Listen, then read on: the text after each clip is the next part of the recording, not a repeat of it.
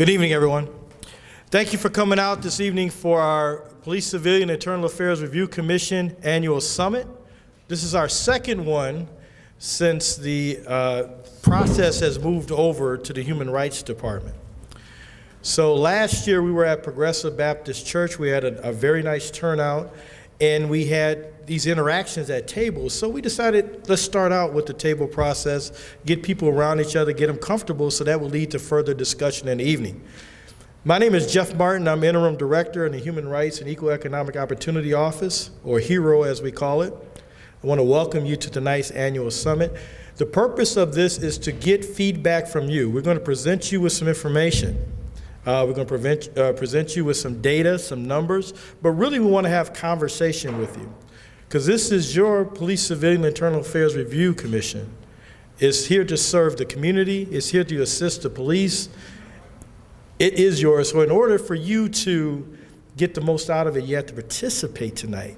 And hopefully some more people will come, but I think we have enough activists in the room that we will have a very active conversation, which is what we're hoping for. Tonight's agenda is very, very brisk, because we want to get to the point where we are going to the breakout table discussions. We're going to have, at this time, we're going to have the commissioners come up one at a time and introduce themselves, say which district they're from if they happen to know, and a little bit about themselves so you know who they are. Thank you. My name is Rick Heidinger. I'm a new commissioner, and I live 3 blocks from here. I don't know what district I'm in. Good evening. My name is Constance Tuck. I'm the chair of the commission, and I live in Highland. Hello, I'm Rachel Sullivan Nightingale, Vice Chair of the Commission. I live in the North End.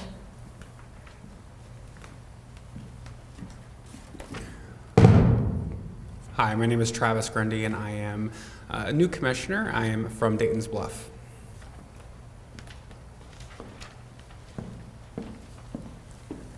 Hello, my name is Kristin Clark, and I am from the Hamline Midway area, Ward 4. Eric Forstrom, who is not here tonight due to a pre-existing obligation, he is also from Ward 4.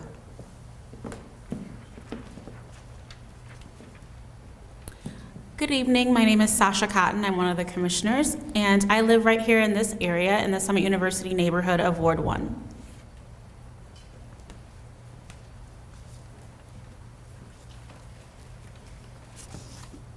Good evening. My name is Julian Roby. I am the coordinator. I live in West 7th neighborhood. Thank you all for being here. Let's get started. So as Director Martin mentioned, we have a very packed agenda tonight. We really value you all's feedback, and we want to make sure we're thorough and we get through explaining the process of the PCIARC, some of the events that have taken place over the last year, so we can learn from you all what you would like to see, what you think we're doing well, what we can be improved upon, and what we can incorporate into this process. So beginning with the PCIARC legislative authority, the power of the PCIARC and all civilian oversight authorities in Minnesota is limited by the Peace Officer Discipline Procedures Act through the Minnesota Statute Section 626.89. The Act prohibits civilian oversight authorities from making a finding of fact or determination regarding a complaint against an officer and from imposing discipline on said officer. Therefore, the commission meetings are not considered administrative hearings, and the commission is limited to offering advisory decisions concerning all alleged police misconduct to the chief of police. PCIARC does not make criminal or civil findings. So, for example, if discrimination is alleged, and the commission will view the officer's behavior in terms of a violation of police or city code of conduct or other policy, not in terms of whether a federal, state, or local civil rights law was violated. Recordings of the PCIARC meetings cannot be used for civil or criminal proceedings neither. The power of the PCIARC.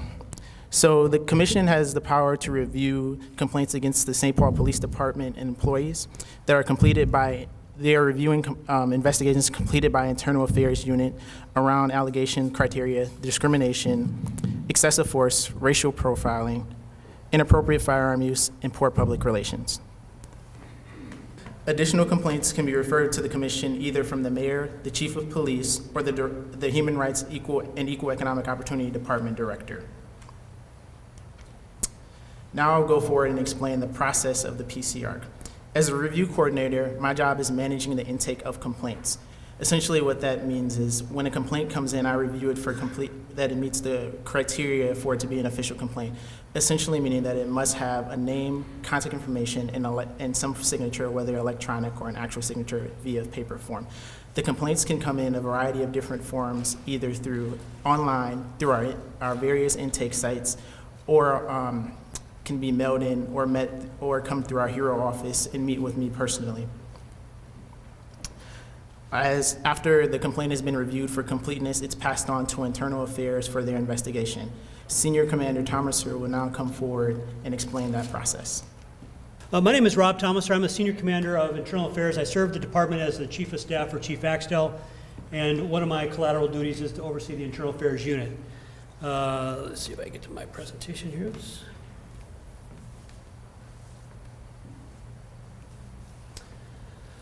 One of the things that the Internal Affairs Unit does is investigate complaints. I think everybody understands that, but we also have some other collateral duties in addition to investigating complaints.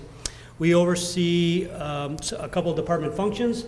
One of those is anytime an officer uses force in the department, the Internal Affairs Unit reviews that use of force incident, whether or not a complaint was made, to look for policy violations and other aspects of that case. If we find that the case may not meet all policy recommendations, we refer that to the Chief of Ops, who then reviews the case with the Use of Force Committee.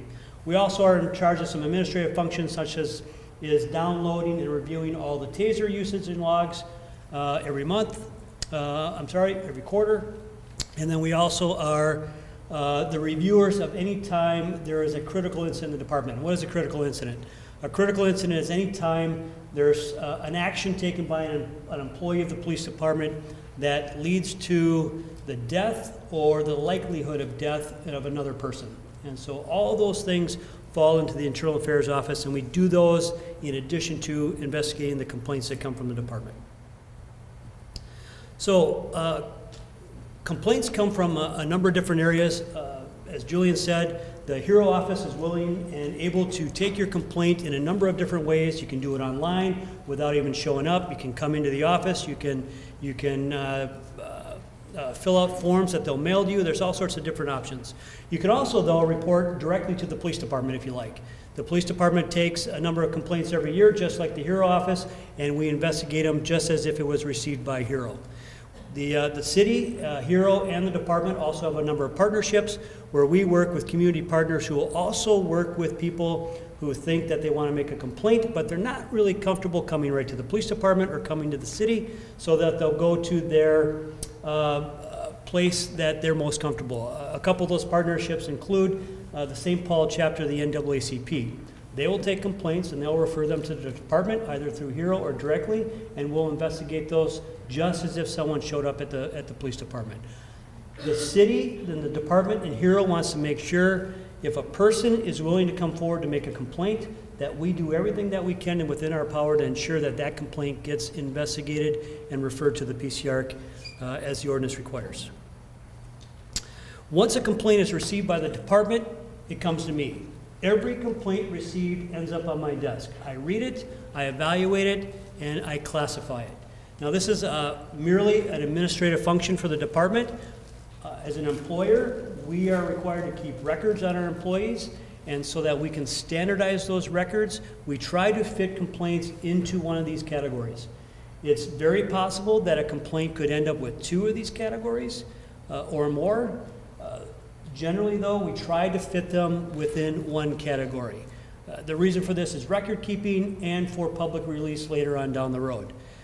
If a complaint comes in, we'll talk about this later, I won't get too deep into it, but if the complaint is sustained against the officer, that complaint is public. So what we want to do is, as much as possible, keep these complaints together in one package so that if there is a data request down the road, we're not trying to sort through and separate them and stuff like that. But I classify it into one of these categories and then make a determination then of who's going to look at that complaint, who's going to investigate it. Now, you would say, hey, well, Internal Affairs is supposed to do that, and you're generally right. Internal Affairs investigates a large majority of the complaints that are received by HERO or the department. There are times where we will make a referral of an investigation of a complaint out to the district, the patrol district, or the investigative unit where the employee works. There's a number of reasons that might happen. We only do this in minor cases or incidents of more minor infractions. Never a use of force case, never a discrimination case. But if, let's say, a complaint came in where someone feels an officer parked their car illegally in front of a restaurant while they're having lunch, and that complaint came in, we might refer that to the district so that the district supervisor can investigate that, report that in the same format that Internal Affairs completes the investigation, and then that also goes to the PCIARC just like Internal Affairs investigation would. One of the reasons why we might do that is, let's say the officer is a midnight officer, and they're going to be harder for Internal Affairs to get a hold of and work with during business hours when we work. It might be better to facilitate that investigation through the district. So sometimes we do that. As Julian said, very clearly, we are bound by certain rules. We follow an employment law. We follow the policies of the city. We follow civil service rules, and we also follow the Minnesota Disciplinary Procedures Act for police officers.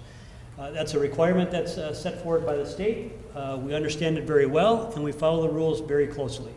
We want to make sure that if an infraction is or a policy violation is complained of, when we investigate that, we've investigated it following all the rules so that the employer, if the employer determines that the employee did something wrong, the employer can take action against that employee and not be able to give discipline because of a technical infraction of how we investigated the complaint.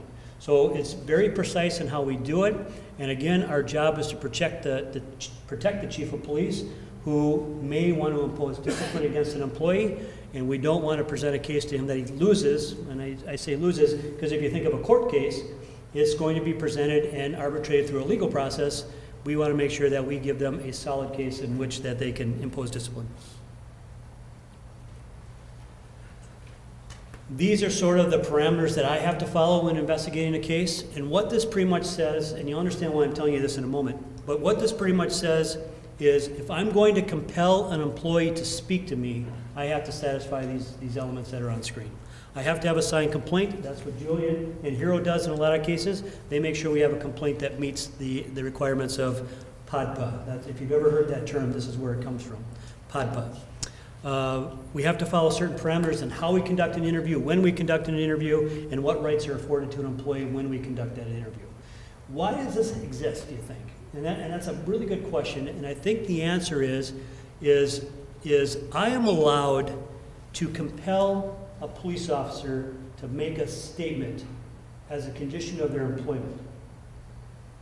Now, if you think about that, a lot of things that police officers do that might not be within policy might also not be legal.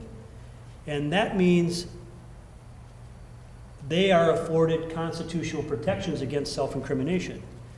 I can, though, under this, compel that employee to talk to me, and we make a little agreement, so to speak, between us. It's under this case law, Garrity versus New Jersey, which means I can compel that statement from you, but what you tell me can't be used against you in a criminal proceeding.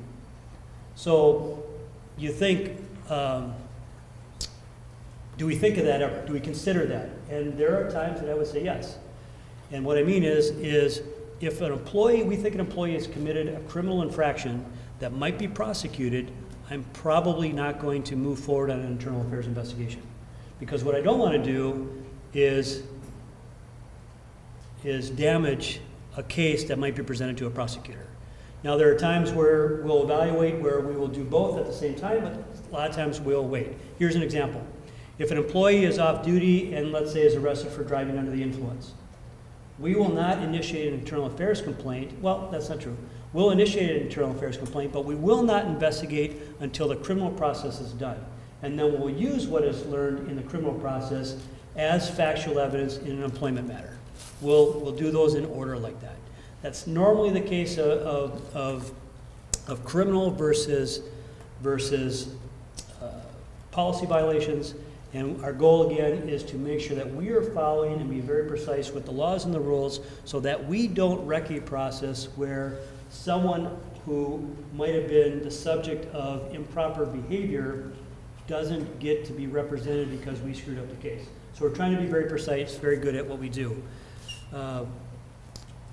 You can probably think of a couple of cases where an employee wasn't compelled to give a statement, and you wonder why is that? And I'm thinking of a very prominent Minneapolis case. And there were reasons that Minneapolis probably didn't compel that matter as an employment matter, because it might not have been the most important issue at the time. So that's just a little explanation there. And that's, by the way, speculation, because I have no idea if that's what happened. You're a lawyer, right? All right, thanks. All right, so we have this complaint, and one of the things I was asked to do is talk a little bit in depth about how we handle and what we do with a complaint.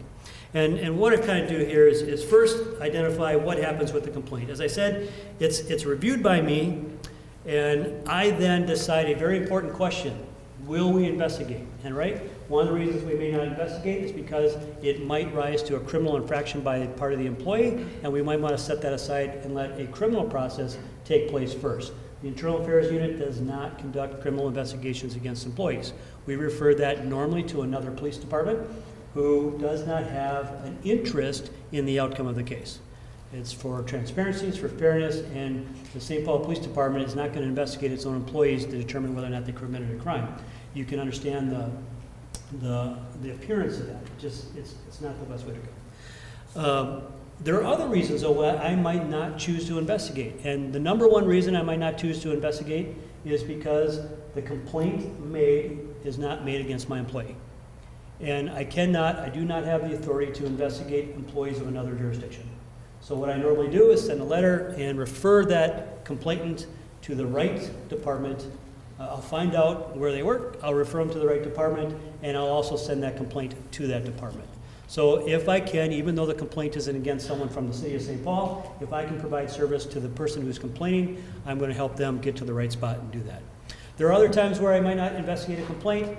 There are some times where the person complaining is doing so while they're sitting in jail, and they're part of an active criminal investigation, and what they're complaining about is material to their criminal investigation. We don't investigate those because if you're a defendant in a criminal case and I go and I talk to you, what you tell me can be used against you. So to protect you in your criminal matter, I will contact the prosecutor, and I will tell the prosecutor that someone has made a complaint about this criminal case. The facts of that complaint might be material to their defense. And the prosecutor then is, under this law called Brady, obligated to tell the court if they think it would help the defendant in their case. I also tell the defendant that this is something they need to speak with their counsel about so that they can get this matter in front of court. Now what are we talking about? A lot of people will call or make a complaint and say, the officers who arrested me conducted an illegal search.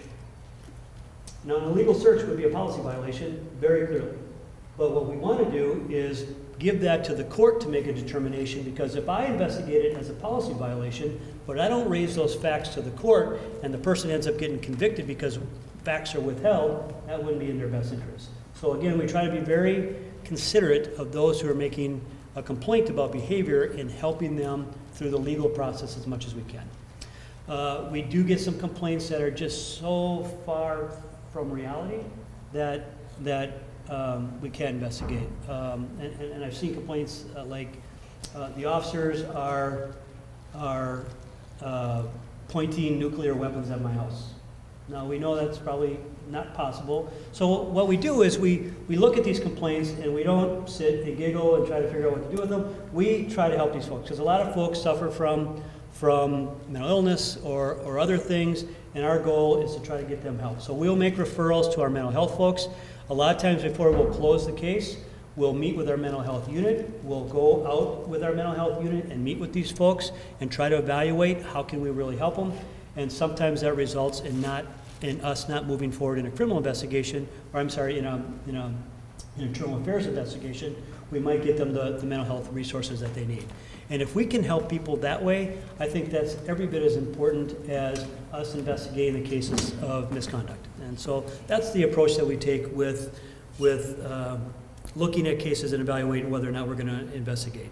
Once that's happened, as I told you, I sign the investigation out, we investigate it. Once it's done, it comes back to me, I evaluate it. I evaluate it for many things. First thing and foremost is just cause.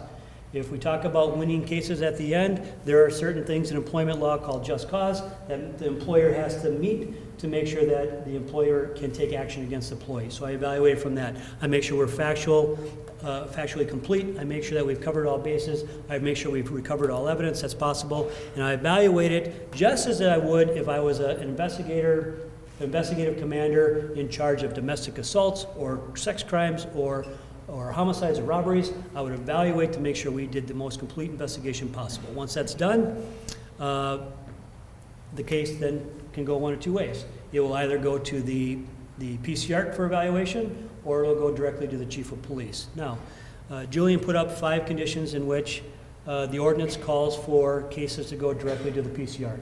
Excessive force, poor PR, racial profiling.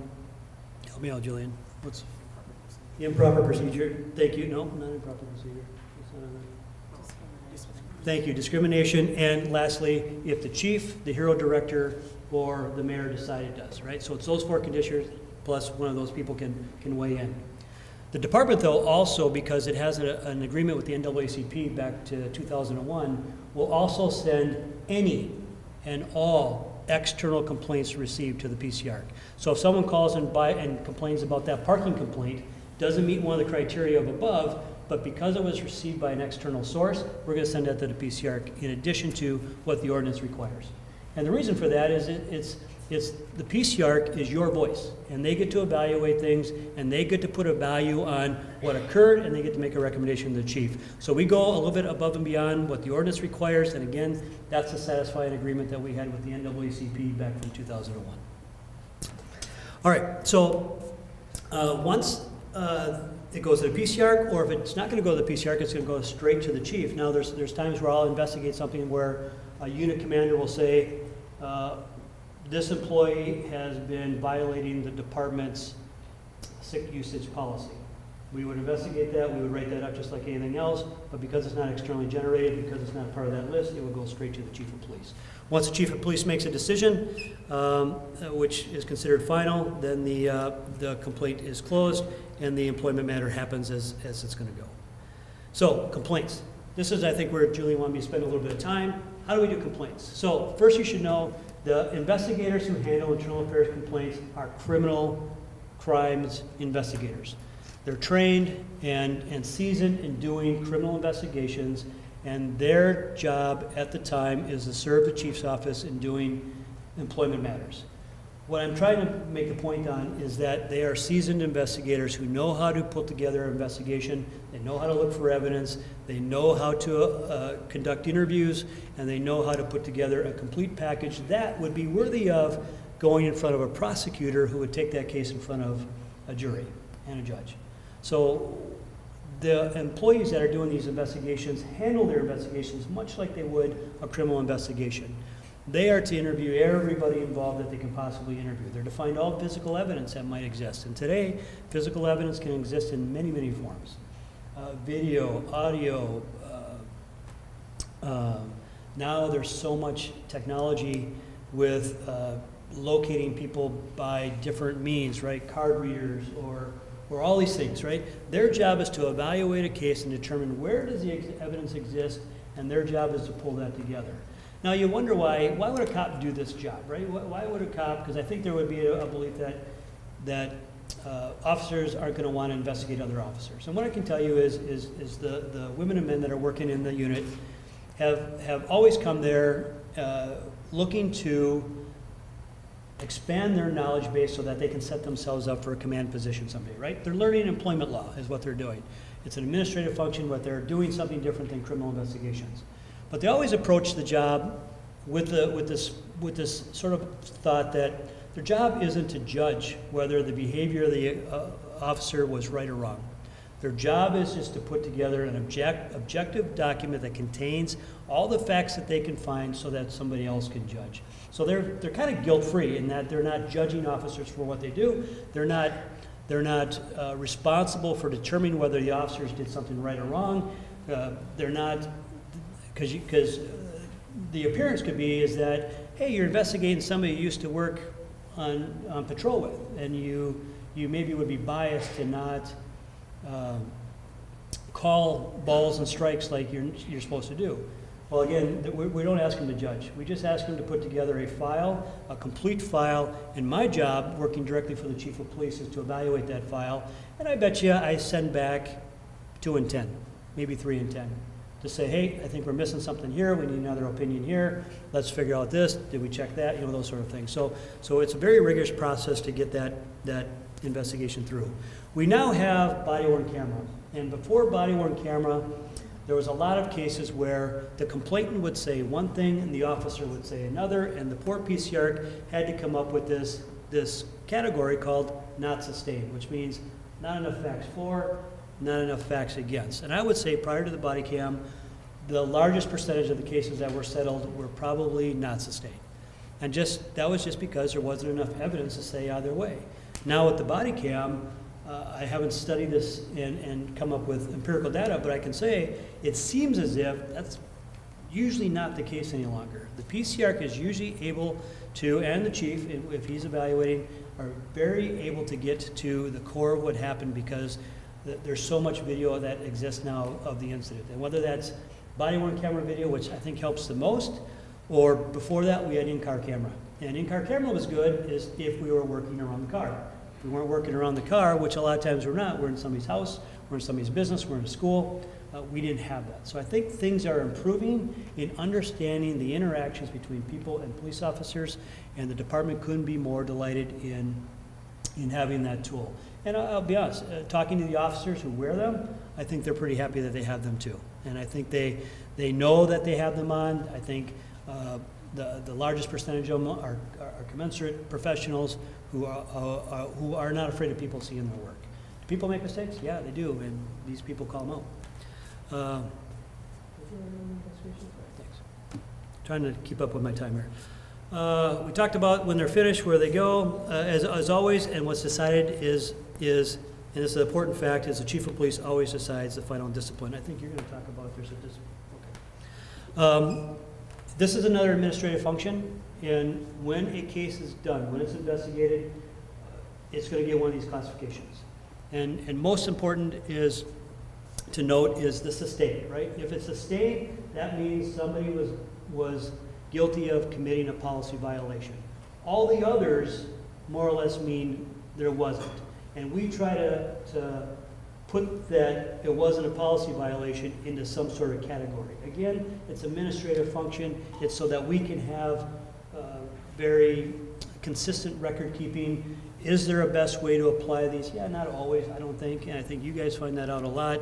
But really, it comes down to you have the sustained category, and that means there's a preponderance of evidence that someone committed a policy violation. All others mean something else sort of happened.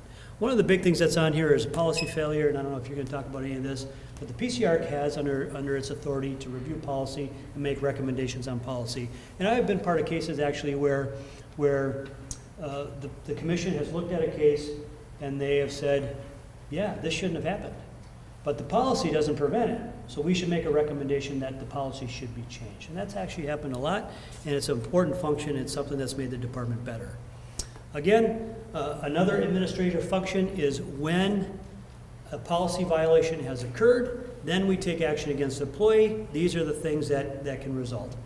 By our contract, supervisory counseling is not discipline, and I'll tell you why that's important later, and neither is retraining. But the oral reprimand through termination are different measures of discipline, and if an employee is found guilty of violating a policy and they're disciplined, two key factors, it's public.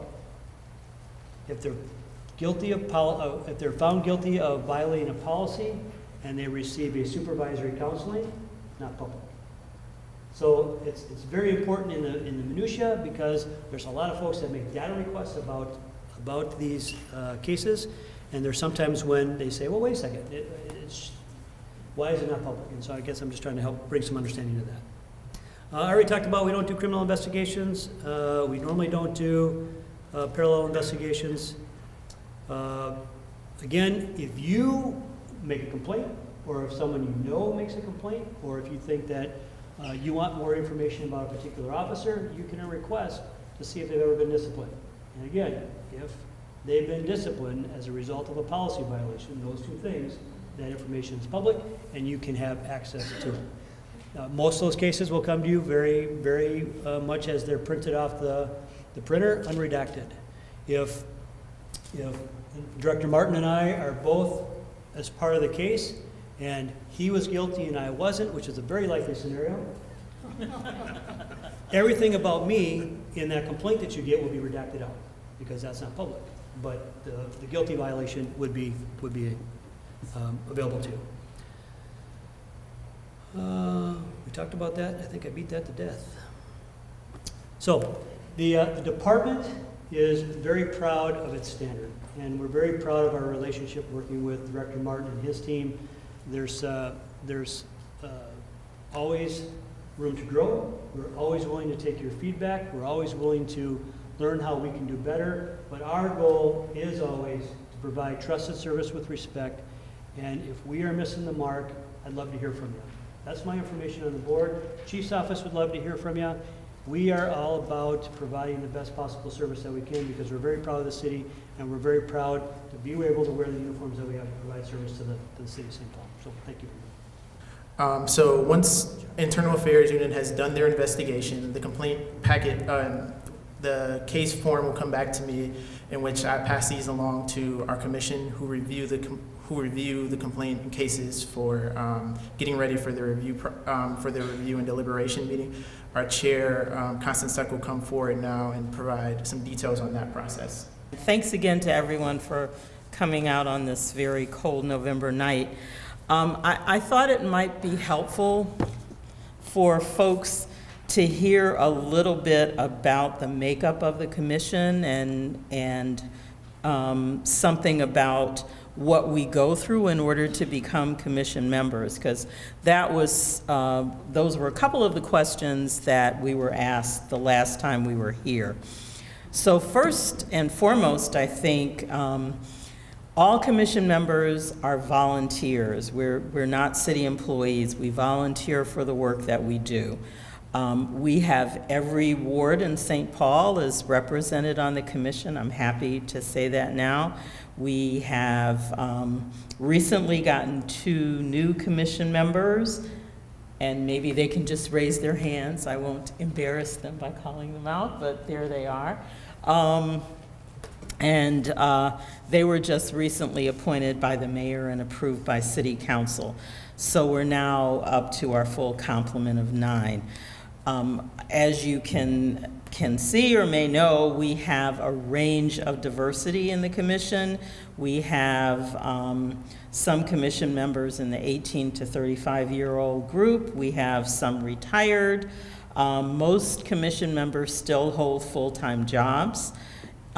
They work in nonprofits, public and private sector. We have different ethnicities, political persuasions, life experiences, professional experiences. But we're all here and committed to working to make St. Paul a better place to live. We go through quite a bit of training. Every commissioner who participates in reviewing and making recommendations about complaints must complete 30 hours of the police civilian training. And this is a lot of the same training that police officers undergo in the academy.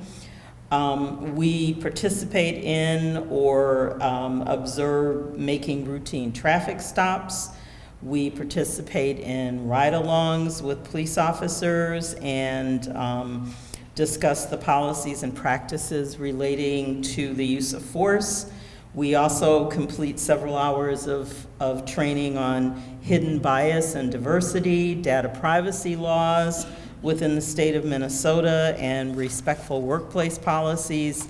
And again, these are the same trainings that St. Paul police officers and city employees undergo. It is a big time commitment to serve on the commission. We meet for 3 to 4 hours monthly, usually from 6 to 9 or 6 to 10 p.m. We get about 2 weeks to review in advance to review our cases. And I would say typically we get 4 to 6 cases each month that we've been seeing to review, and probably spend anywhere from 15 to 25 hours per month on commission work. Some of us spend more. So it's a big commitment, and I just wanted folks to understand who we are and what we do. As far as the process goes, when we get the information from the police department, we get it on a laptop. We may see body cam footage if it's available. We see the in-camera footage if it's available. We see the statements of the complainant, any witnesses. We see, we have access to police department policies that we can then compare to whatever actions the officers have taken or are alleged to have taken. We get statements from the officers themselves, and we also give the complainants and the officers both an opportunity to come and present their side of the case to the commission. So folks are allowed to come in and testify before the commission as to what they saw and what happened. They could also have a witness testify as well. So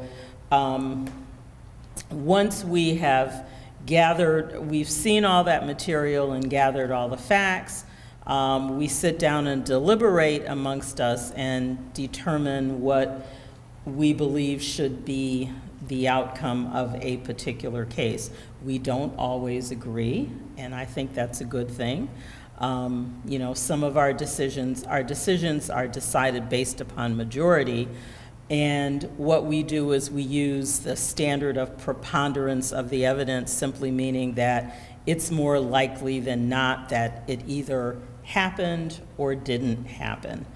And we make, when we make that final determination, again, as Commander Thomaser mentioned, if we decide that the complaint has been sustained, then we also take the next step, and we would make a recommendation to the chief of police as to what manner of discipline, if any, should be imposed. And again, we might decide, well, the officer needs some supervisory counseling, and or the officer might need some retraining.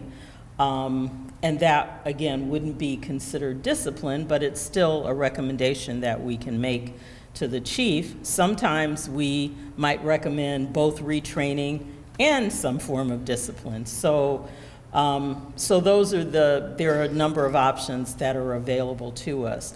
But we make our recommendation to the chief. We make a recommendation, again, if it's sustained, as to what form of discipline we think should be taken.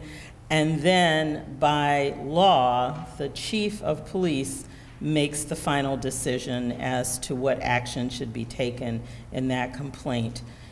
If, for some reason, the chief of police does not agree with the recommendation of the PCIARC, then the chief of police has to notify the coordinator, who is Julian, and Julian then notifies me as the chair, and then I will sit down and have a conversation with the chief and explain why I believe it should be, or why the commission made the recommendation that it did.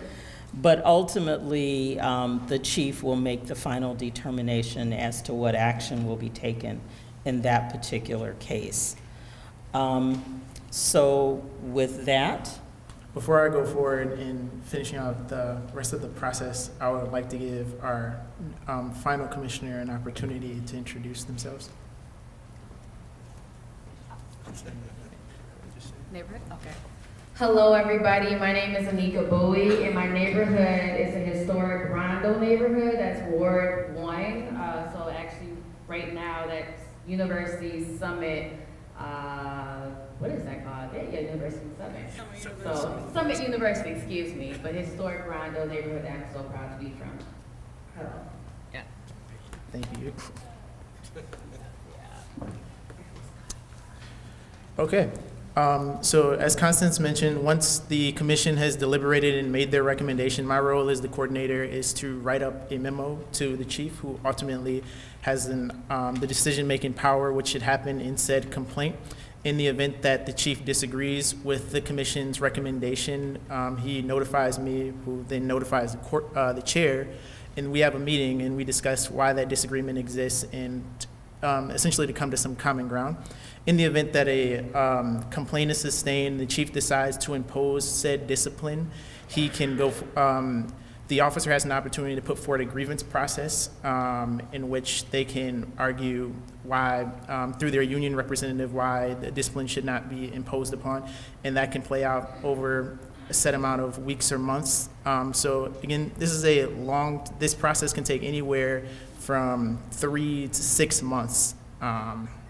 However, it's a great opportunity for a community to have feedback and an opportunity to see how how the police department is interacting with our community and have a voice in that process. Now I'm going to move forward to our annual report. Everyone should have gotten one when they registered outside at the table. We'll just basically give an overview on what the commission has done over the last year. So beginning in 2016, the ordinance was changed and the commission, beginning in 2017, was moved from St. Paul Police Department into the Hero Department. Beginning in October of 2017, 8 new commissioners came on and they began reviewing cases. Since then, we had two vacancies throughout 2018, of which we just recently had those commission vacancies filled. We also hired a new review coordinator. Over the past year, we have seen a total of 39 complaints have gone through the Hero office. 29 were reviewed by the commission for a total of 63 allegations. An allegation can, in which case doesn't necessarily have to be one allegation per officer. There can be multiple allegations per officer. Above, we have a breakdown of the type of allegations. As you can clearly see, improper procedure is the most prevalent allegation that comes forward, mainly due to its vagueness in nature. As Senior Commander Thomas already explained the disposition definitions, here's another opportunity for you all to see like what each definition, what it means for a complaint to be found unfounded, exonerated, not sustained, sustained, and to be a policy failure. So the recommended disposition, you can clearly see that not sustained was the most found recommendation by the commission. Only when a complaint is sustained is the recommended discipline included with the case, and that if the chief decides to impose a discipline and it falls through the grievance process and that discipline is imposed, is that data available to the public. However, we do try and make this, our recommendations, more readily available to the public so they are more informed and are transparent what the PCIARC is doing. The recommended discipline that this commission came forward, it's important to note that the retraining and supervisory contract, as Commander Thomason has already stated, is through the labor contract is not technically discipline. However, it is an option that the commission can put forward when recommending a disciplinary action for an incident in each particular case. In the former data around allegations, firearm case data was not included because it's an entire separate entity. However, the commission did see a total of 6 different firearm cases, of which that involved 6 different officers, although all of those cases that the commission reviewed were found to be justified by the commission. So here's a breakdown of the racial and gender demographic of the complaints that HERO saw that came in. We try and use this data because we really want to understand who's making complaints, how the community is engaging with police, and who's aware of this process. So one of our goals moving forward with increasing our outreach and engagement is making sure that everyone knows that this process is available, know that they can take advantage and utilize this process so that we're making people more aware of it. Now we have, as one of our new initiatives, we've created a marketing statement, which our chair Tuck will come forward again to explain what this means for the commission moving forward. So one of the things that we heard last year from many members of the public was that folks didn't really know what the commission was, or how we operated, or how they could file a complaint. And so what we did is to develop this marketing statement that really sets out, really sets out what PCIARC does and why we exist. And it took us a lot of time to distill it into the bullet points that are on that paper in front of you. We wanted to make sure that it was in plain language, that it was easy for people to understand, and also easy for them to know where they could go if they needed to file a complaint. So we are set up to give ordinary people a voice in how complaints about St. Paul police officers are handled. And it is important to know that we only deal with complaints about St. Paul police officers. So if someone has a complaint about an officer in another jurisdiction, that is not something that we have any say about. We do all strive to review the complaints fairly, taking into account both sides of the story, and that is something that we all pride ourselves on. We are representatives of the community, but we also pride ourselves on being objective, as well as empathetic. So you should be assured that when we review complaints, we're going to look at it fairly. We're going to look at the evidence, we're going to look at it from both sides, and we're going to reach a fair conclusion. We do make recommendations, as we mentioned, to the St. Paul Chief of Police about any action that we feel should be taken. Again, we don't always agree amongst ourselves, but we do operate on the majority, and that's how we make our decisions. Again, by law, the police chief makes the final decision about any action that will be taken. And then, again, all of the PCIARC members are chosen by the mayor and appointed by city council. And there are only 9 of us, but we try to cover as many types of diversity, both geographic and demographic, as we can, and we keep that in mind when I'm sure the mayor keeps that in mind too when folks are appointed. We do meet at different places in the community each month. We've met, I think, at just about all of the rec centers around the city. We've also been at the Rondo Library. So we try to meet at different places in the community each month, and if you go to the PCIARC website, you will be able to see where we're meeting each month. We do welcome feedback and questions.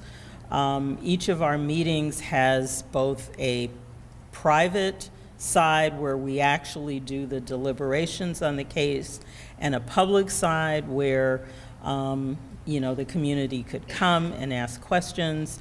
We typically, in the public meetings, will review our minutes from the last meeting. We'll talk about any updates on maybe community functions that we've attended or that we plan to attend. We get an update from the director of HERO on what's going on in HERO and what might impact our work. And then we adjourn to the private side where we actually deliberate about the case. If you have any information that you want to share with PCIARC, the number is there, and also you can go to our website. So I think that's about it.